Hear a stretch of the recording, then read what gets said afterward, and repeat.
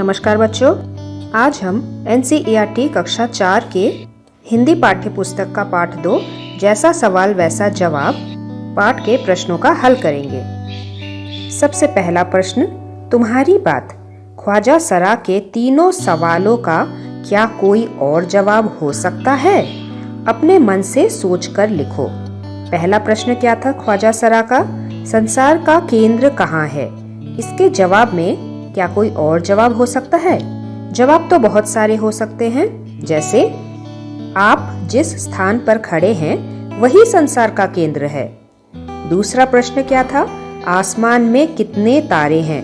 इसका जवाब ऐसा हो सकता है कि आसमान में उतने ही तारे हैं जितने आपके सिर में बाल हैं। तीसरा प्रश्न था, संसार की आबादी कितनी है? इसका दूसरा जवाब ये हो सकता था कि ख्वाजा साहब, पहले संसार के सभी लोगों को इकट्ठा करिए, फिर हम गिनकर आबादी बता देंगे। दूसरा सवाल, अगर तुम ख्वाजा सरा की जगह पर होते तो बीरबल को हराने के लिए कौन से सवाल पूछते? वैसे तो विद्यार्थी इसमें अपने रुचि से अपनी मन की बात लिख सकते हैं। इससे उनके क्रिएटिविटी या फिर रचनात्मक सोच और रचनात्मक लेखन का विकास होगा। लेकिन उदाहरण के तौर पे मुर्गी पहले आई या अंडा पहले आया, या फिर कुत्ते की दुम हमेशा टेढ़ी क्यों होती है? इस तरीके से विद्यार्थी अपने मन से भी सोच सोचकर प्रश्न बना सकते हैं। अगला सवाल है, ख्वाजा सरा का बस चलता, यानी हमेशा अगर ख्वाजा सरा की मर्जी चलती तो वे बीरबल को हिंदुस्तान से निकाल देते। अगर तुम्हारा बस चले तो तुम कौन कौन सी इच्छाएं पूरी करना चाहोगे? इसमें भी विद्यार्थी को अपने मन की बात लिखनी है। जैसे अगर मेरा बस चलता तो मैं रोज आइसक्रीम खाता, या फिर अगर मेरा बस चलता तो मैं पूरी दुनिया की सैर पे जाता। ऐसे ही कई सवाल। अगला प्रश्न, बस। बस शब्द को कई अलग अलग तरीके से हम प्रयोग कर सकते हैं, जिससे हर बार उसका मतलब बदल जाता है। जैसे नीचे लिखे गए वाक्यों को पढ़ो। मैं बस में बैठकर स्कूल जाती हूँ, मतलब BUS बस, व्हीकल वाला बस। दूसरा है, ख्वाजा सरा का बस चलता तो वो बीरबल को निकाल देते। यहाँ पे बस चलना का मतलब होता है उनका शासन चलना, उनकी मर्जी चलना, इच्छा चलना। तीसरा है, बस अब रुक जाओ। यहाँ पे बस का मतलब है stop, it is enough now, बस। चौथा है, बस 2 दिन की तो बात है, मैं आ ही जाऊंगा। यहाँ पे बस का मतलब है ओनली 2 days आर रिमेनिंग, बस 2 दिन की बात है।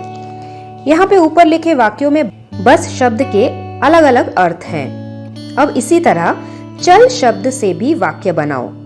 उदाहरण के लिए आपको शब्द दिए गए हैं, जैसे चल, चल चल, चला, चले, चलना, चलती और चलो। इसको हम किस तरीके से इस्तेमाल करते हैं? सबसे पहला, तू मेरे साथ चल। यहाँ पे चल का मतलब है कम अलोंग विथ मी, मेरे साथ चल। दूसरा, आज तो मैं चल चल कर थक गया हूँ, मतलब मैंने इतना वॉकिंग किया कि मेरे पैर दर्द हो गए हैं, मैं चल चल कर थक गया हूँ। तीसरा, लो वो तो चला गया।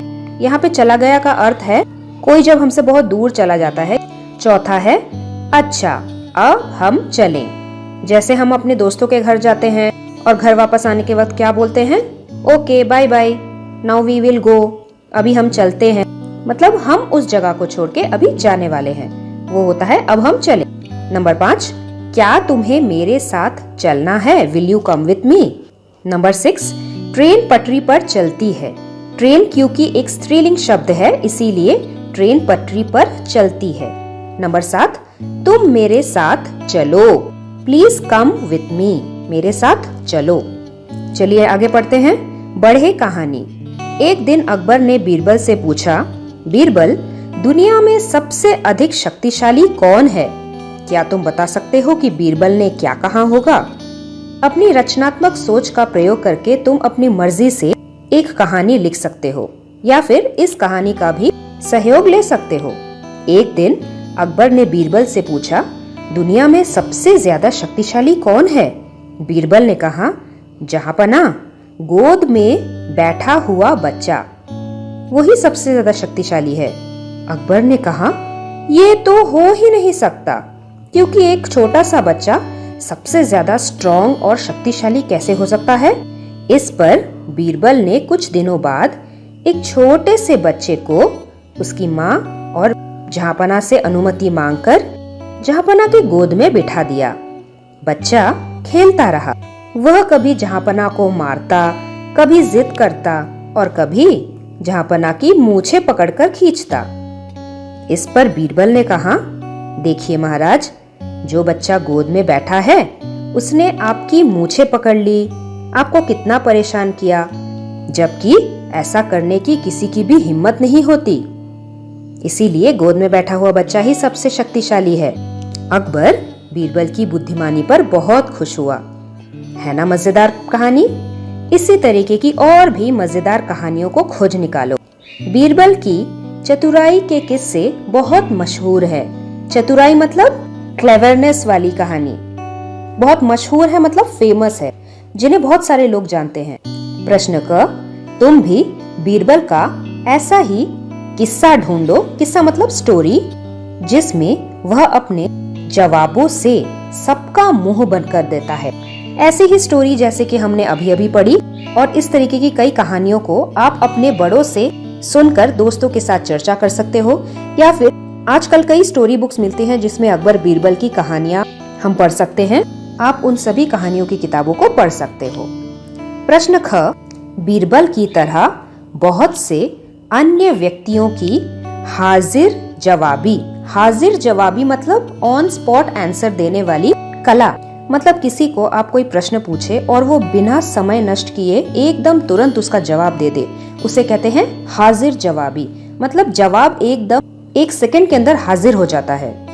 तो उसी तरह अन्य व्यक्तियों के हाजिर जवाबी के किस्से प्रसिद्ध हैं। उनके नाम पता करो। जैसे बीरबल बहुत मशहूर है अपनी हाजिर जवाबी या फिर इंटेलिजेंस, बुद्धिमत्ता के लिए, वैसे ही हमारे देश में तेनालीराम भी बहुत मशहूर है। तेनालीराम कौन थे? वो भी राजा अकबर की तरह राजा कृष्णदेवराय के दरबार में एक विशेष सलाहकार थे। उनका पूरा नाम तेनाली रामकृष्ण था। वह एक तेलुगु कवि थे जो तेलुगु लैंग्वेज में, तेलुगु भाषा में कविताएं लिखते थे।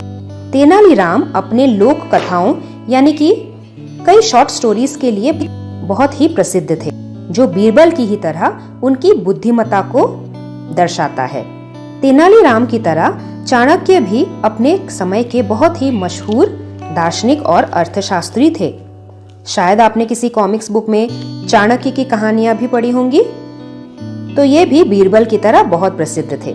चलिए अगले प्रश्न की ओर चलते हैं। एक और शब्द लिखो, मतलब आपको पर्यायवाची शब्द की तरह ही लिखना है। नीचे लिखे शब्दों की जगह और कौन सा शब्द इस्तेमाल हो सकता है, खाली जगह में लिखो। जैसे पहला शब्द है बुद्धिमान। बुद्धिमान शब्द की जगह पर हम अक्लमंद भी लिख सकते हैं, इसका मतलब है इंटेलिजेंट। अभिमान होना मतलब या फिर गर्व होना, प्राइड होना। तीसरा है संसार मतलब वर्ल्ड, दुनिया। चौथा है मूर्ख मतलब बेवकूफ, फुलिश। उसके बाद है विश्वास मतलब यकीन होना, भरोसा होना। उसके बाद है कोशिश मतलब ट्राई करना, प्रयत्न करना। और आखिरी सवाल है मुहावरे लिखना। नीचे लिखे मुहावरों का इस्तेमाल तुम कब कब कर सकते हो? आपस में चर्चा करो और इनको वाक्यों में इस्तेमाल करो। सबसे पहले हम मतलब जानते हैं। नाक भौं सिकोड़ना का मतलब होता है किसी बात पर अपनी अप्रसन्नता प्रकट करना। यानी कि जब कोई बात हमें पसंद नहीं आती तब हम अपने फेस के एक्सप्रेशन से उस बात को, अपनी अप्रसन्नता को प्रकट करते हैं। वो होता है नाक भौं सिकोड़ना। और दूसरा है कलई खुलना का मतलब है किसी का भेद या फिर किसी की असलियत का पता चल जाना कि उसके मन में क्या है। चलिए इसको वाक्यों में प्रयोग करते हैं। सबसे पहले नाक भौं सिकोड़ना। मेहनत के काम की बात आते ही बहुत से लोग नाक भौं सिकोड़ लेते हैं। मतलब मेहनत के काम की बात बहुत सारे लोगों को पसंद नहीं आती, तो अपनी अप्रसन्नता, मतलब हमें ये बात पसंद नहीं आ रही, इसे दूसरे लोगों को बताने में, प्रकट करने में वो अपने फेशियल एक्सप्रेशन का हेल्प लेते हैं, मतलब नाक बहुत सिकोड़ लेते हैं। ये हुआ मुहावरे को वाक्य में प्रयोग करना। दूसरा है कलई खुल जाना। इसका एक वाक्य ये हो सकता है कि चोर के पकड़े जाने से उसके अनेक अपराधों की कलई खुल गई। मतलब एक चोर जब पकड़ा गया तो उसके वो वाली चोरी के साथ साथ उसके अन्य अपराधों की, जो उसने दूसरे बुरे बुरे काम किए थे, उसका भी भेद खुल गया। इसीलिए हमने कहा कि उसके अनेक दूसरे अपराधों की भी कलई खुल गई। और इसी तरीके से हमने खत्म किया अपने सभी प्रश्नों के उत्तर। प्रथम पाठ में हमने अपने पाठ को अच्छे से एक्सप्लेन किया है, उसकी व्याख्या की है, जिसका लिंक आपको डिस्क्रिप्शन बॉक्स में मिल जाएगा। हम मिलेंगे बहुत ही जल्दी हमारे अगले पाठ के साथ। तब तक के लिए धन्यवाद एवं आपका दिन शुभ हो। Thanks for watching and do like, share, subscribe our channel.